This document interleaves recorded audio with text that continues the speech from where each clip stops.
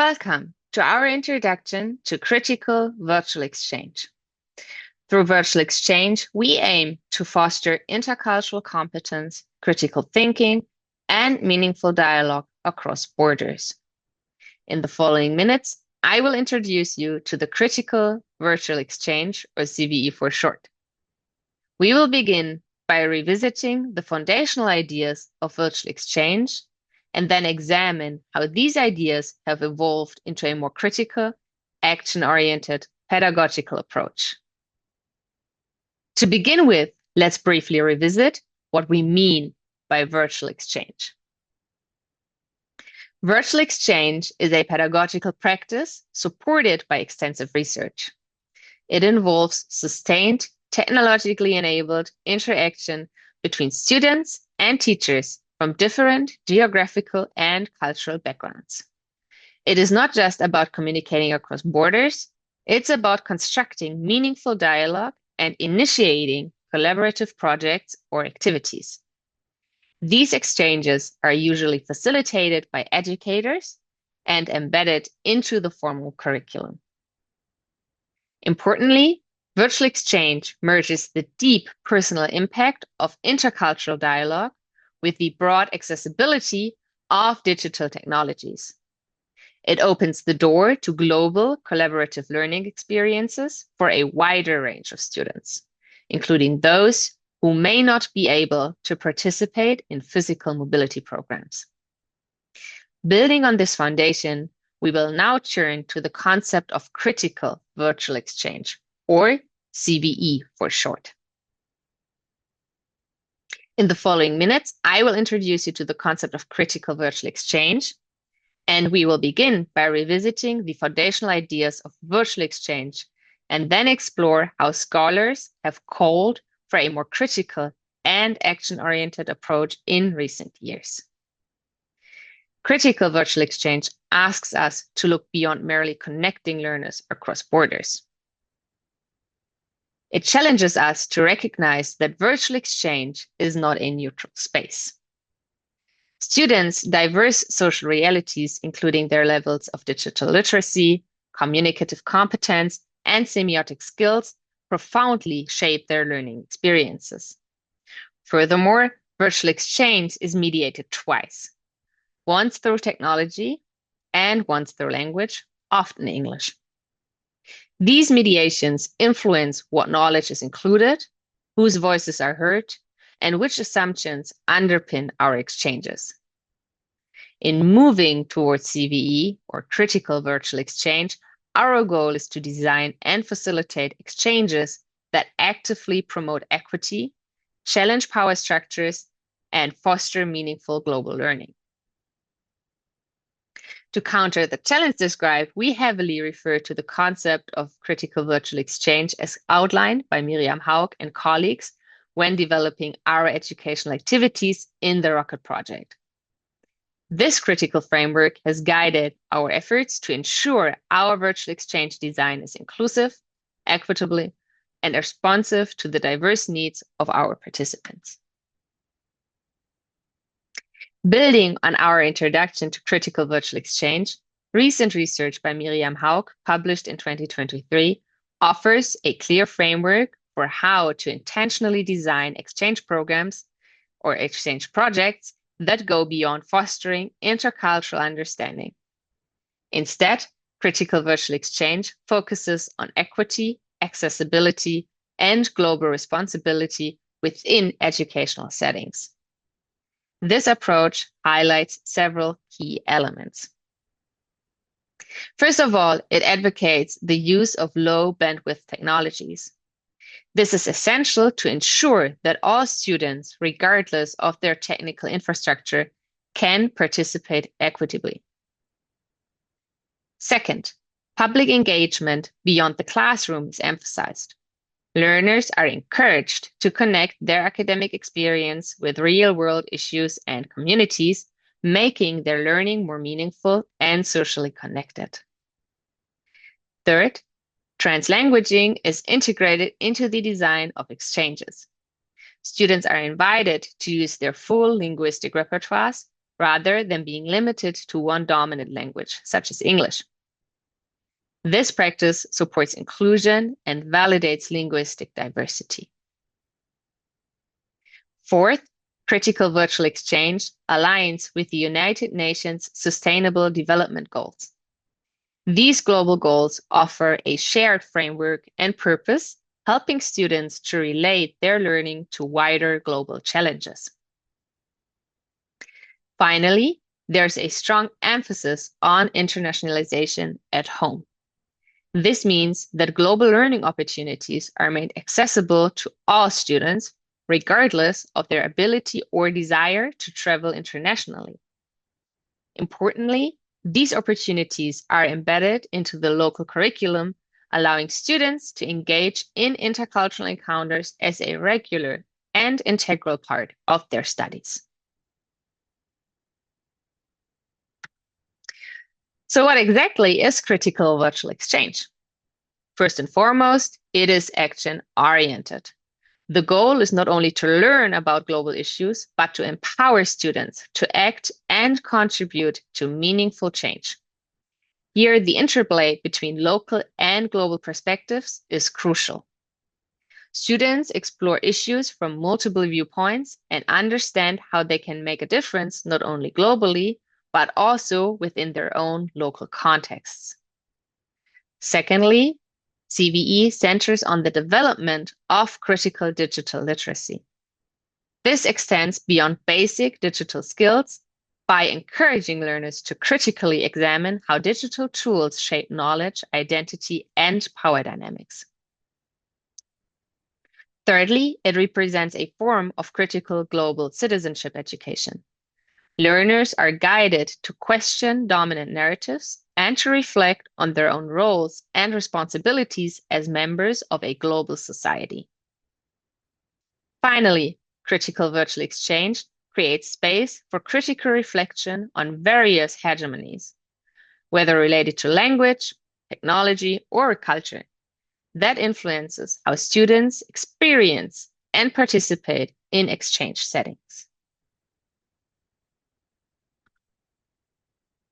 Let's now turn to how critical digital literacy, a core pillar of critical virtual exchange, can be effectively implemented. So the key learning objectives in this area include, first, helping learners establish both basic and critical forms of digital literacy, moving beyond technical proficiency to understanding the broader implications of digital engagement. Next, empowering learners to use their voice online in an informed, responsible, and meaningful way. For example, with emerging technologies such as artificial intelligence, students learn how information is collected and processed, how to prompt AI for different responses, and how to critically evaluate those responses to make informed decisions about using such tools. Additionally, learners are encouraged to reflect on how technology shapes not only what we learn, but also how we learn and interact with others in digital environments. Moreover, it promotes the responsible and ethical use of digital tools and platforms, ensuring students recognize their role in maintaining respectful and equitable online spaces. Finally, learners gain insight to the underlying structures, conventions, and power relations embedded in digital media. For instance, consider how norms differ in video conferencing platforms like Zoom. From community group expectations to choices around sharing videos, using chat versus voice, adapting display names to include pronouns, or deciding whether to use real names or not. These conventions shape participation and influence power dynamics within digital interactions. Providing concrete examples like these helps students critically navigate and contribute to digital spaces in ways that reflect awareness of equity, inclusion, and respect. The second essential pillar is critical global citizenship education. This component focuses on connecting classroom learning with global realities and social justice issues. Some of the key goals here are the following. First, to embed real-life issues and scenarios into the course design, allowing students to make sense of abstract concepts through concrete global challenges. Second, to encourage learners to reflect on their own values, assumptions, and the power dynamics that shape both local and global societies.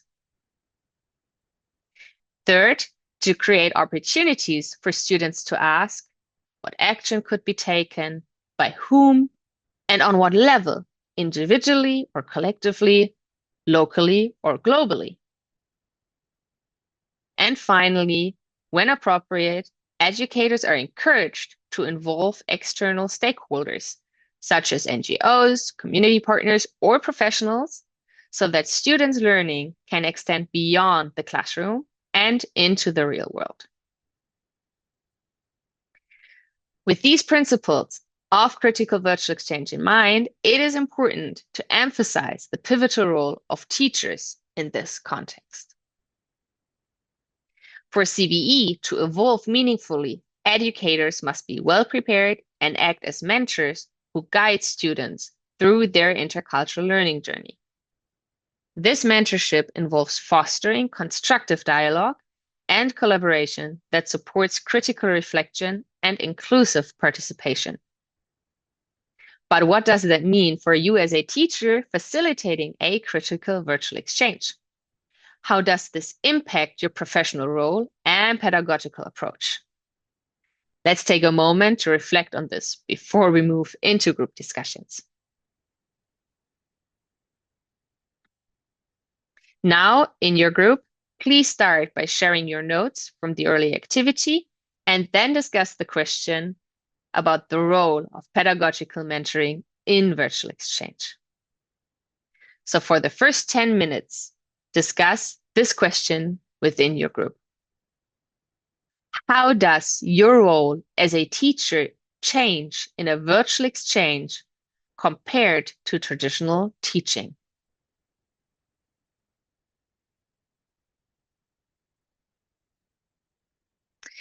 For the following 10 minutes, please reflect on this follow-up question.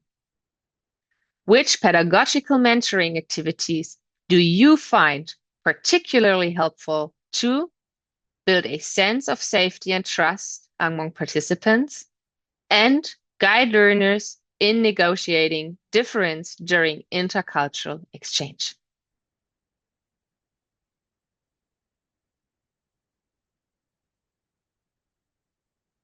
In just a few words, what were your key takeaways from this discussion?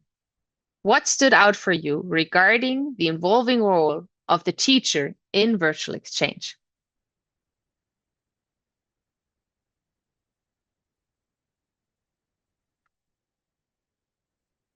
To conclude, let us return to the bigger picture. Drawing from the work of Hauck and Sata, it is crucial to recognize that virtual exchange is not a neutral space. Existing inequalities and power dynamics do not disappear in virtual environments. Rather, students' diverse social realities, including differences in digital literacy, communicative competence, and semiotic skills, deeply shape their learning experiences.